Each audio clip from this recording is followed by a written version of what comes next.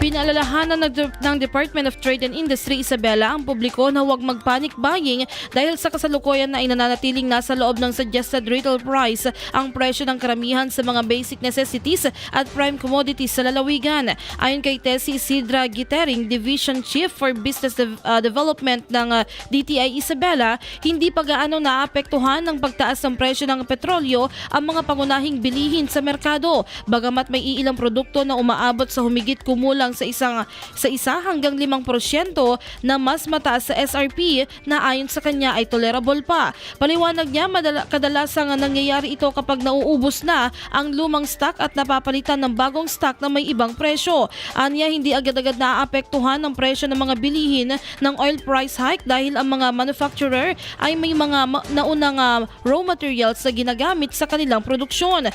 Gayunman, hinihikayat ng DTI ang mga negosyante na itapat sa SRP ang kanilang presyo at maghanap ng ibang supplier na maaaring mag-alok ng mas mababang halaga. Sa DTI po ay kami po yung nagkakandak ng weekly, monthly monitoring ng mga prices as well as supply ng mga basic necessities and prime commodities. So far to date, ang presyo ng mga basic necessities and prime commodities are still within SRP. Meron lamang po yung mangilan-lingilan na 1% to 5% above SRP na ito pa naman po ay tolerable dahil yun nga, alam mo naman sa mga business establishments, they observe or exercise the first in first out, and it so happen kapag naubos na yung dati nilang mga stocks, yung bagong stock yun yung papasok, and syempre yung iba yung presyo na ng new stocks. And so far, ang ginagawa naman natin, kami mga ahensya ng gobyerno na tumitingin sa mga presyo-presyo, we still go to our business owners, encourage them, pwede pa bang itapat na lang sa SRP, and then we also urge them na kung pwede nga lang mag-explore ng other suppliers na kung saan they will be giving lesser price doon sa existing na store prices na kung saan above SRP. Ipiniliwanag din ni Gitering na habang bahagi lamang ng kabuang presyo ng mga produkto ang transportation cost kasama ng raw materials at cost of production. Yung transportation, ito ay part and parcel lang sa presyo ng bilihin. Kasi we have that raw materials, cost of production, as well as yung transportation. As to yung tanong mo kung naaapektuhan, hindi naman ganun kabilis. Okay? Kasi nasa level na yan ng manufacturers. So, kung ano yung meron sila prior to this this crisis natin sa Middle East, meron na silang mga dating raw mats na pinoprocess. Yun pa rin ang basehan. Yun pa rin ang kanila, yung raw materials, yung cost of, yun pa rin ang basic foundation. Pero as to transportation, hindi pwedeng direct itong maapektuhan.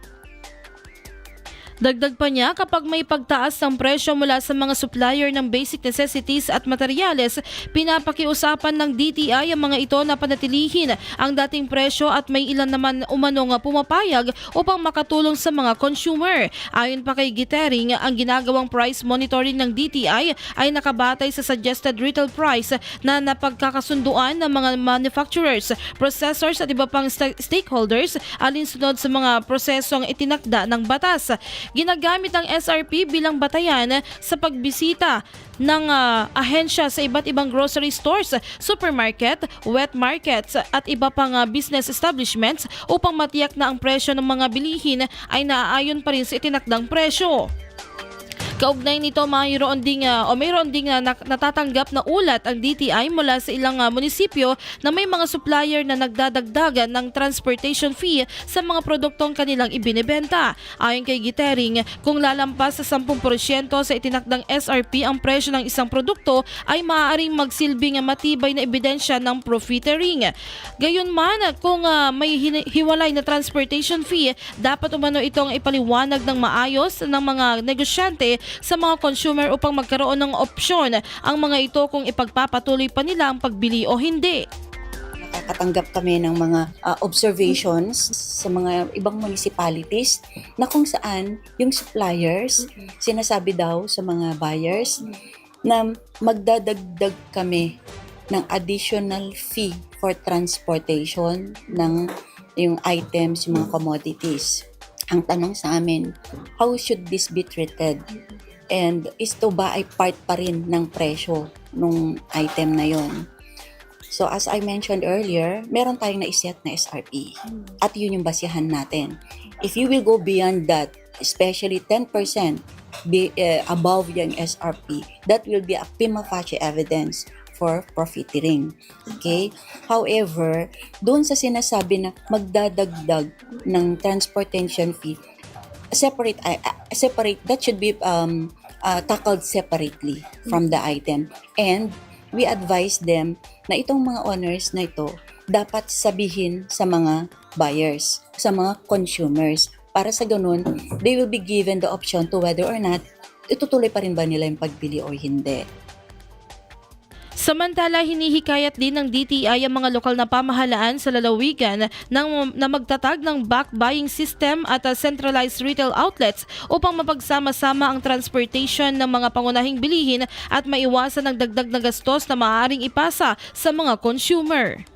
We encourage our LGUs na kung pwede mag-establish ng isang yung parang programa, yung bulk buying as well as yung centralized retail outlet na kung saan magkakaroon ng talagang pooling of yung mga transportation na transport lahat nitong mga basic necessities and prime commodities o parang sa ganun medyo maiwasan yung dagdag na presyo sa transportation. And hopefully, i-consider yan. Kasi hindi pwedeng idagdag lahat doon sa presyo ng isang basic necessity and prime commodity ang bagay na ito.